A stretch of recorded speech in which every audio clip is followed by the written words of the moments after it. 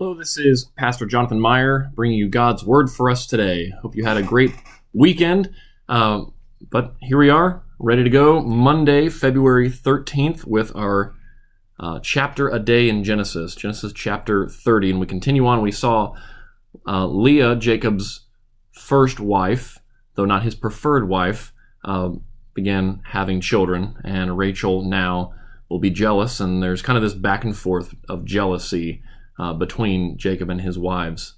So, Genesis 30. When Rachel saw that she bore Jacob no children, she envied her sister. She said to Jacob, "Give me children, or I shall die." Jacob's anger was kindled against Rachel, and he said, "Am I in the place of God, who has withheld from you the fruit of the womb?" Then she said, "Here is my servant Bilhah. Go into her, so that she may give birth on my behalf, that even I may have children through her." So she gave him her servant Bilhah as a wife, and Jacob went in to her. And Bilhah conceived and bore Jacob a son. Then Rachel said, "God has judged me, and has also heard my voice, and given me a son." Therefore she called his name Dan. Rachel's servant Bilhah conceived again, and bore Jacob a second son. Then Rachel said, "With mighty wrestlings I have wrestled with my sister, and have prevailed." So she called his name Naphtali.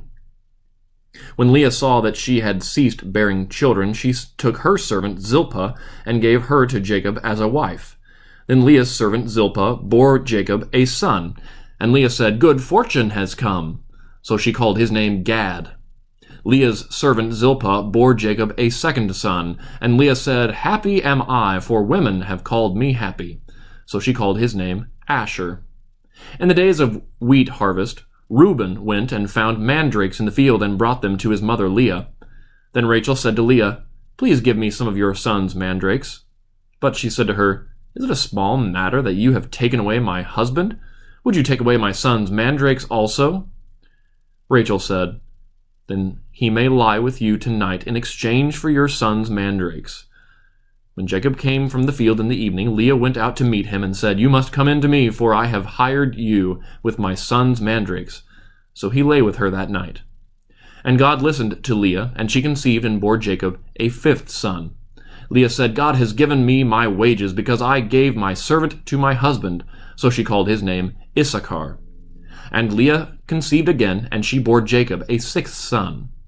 Then Leah said, "God has endowed me with a good endowment. Now my husband will honor me, because I have borne him 6 sons." So she called his name Zebulun.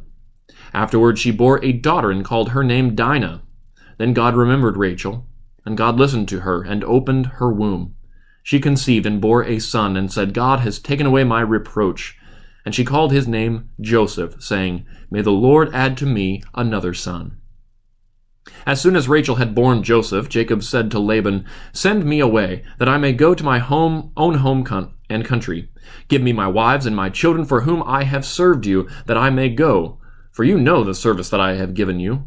But Laban said to him, "If I have found favor in your sight, I have learned by divination that the Lord has blessed me because of you.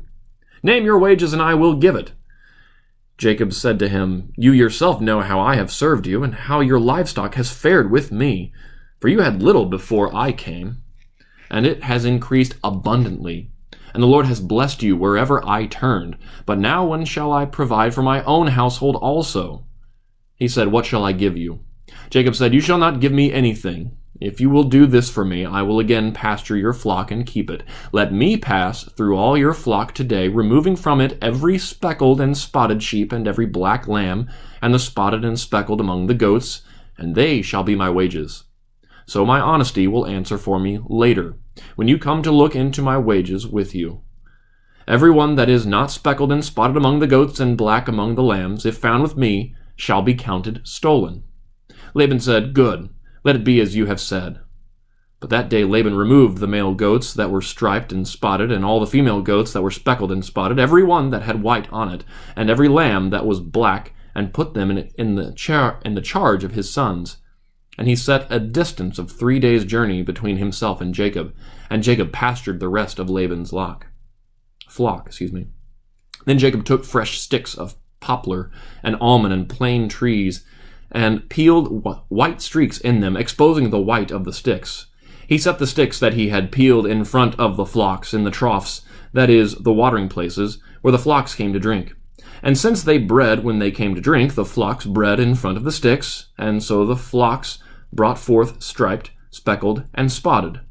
And Jacob separated the lambs, and set the faces of the flocks toward the striped, and all the black in the flock of Laban.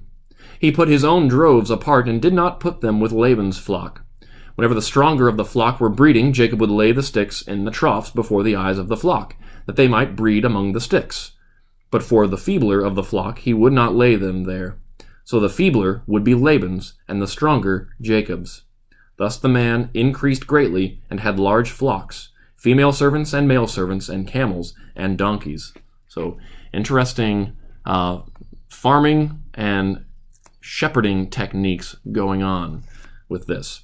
Also, if you're wondering, the names that the different wives of Jacob gave to their sons, they all had to do with whatever phrase that they had said, their name related to that feeling or that sentiment that they had expressed.